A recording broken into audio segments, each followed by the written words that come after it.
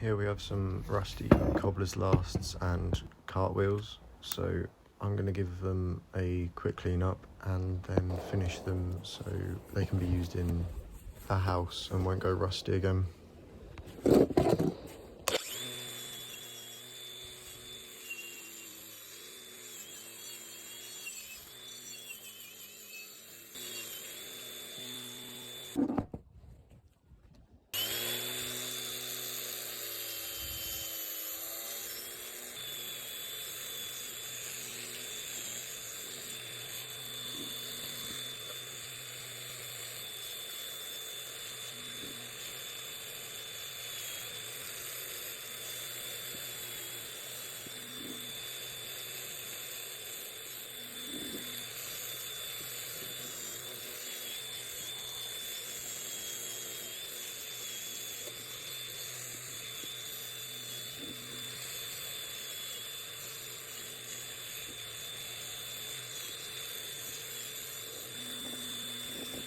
So this is what's been cleaned up so far. These are all the cobbler's lasts and the cartwheels.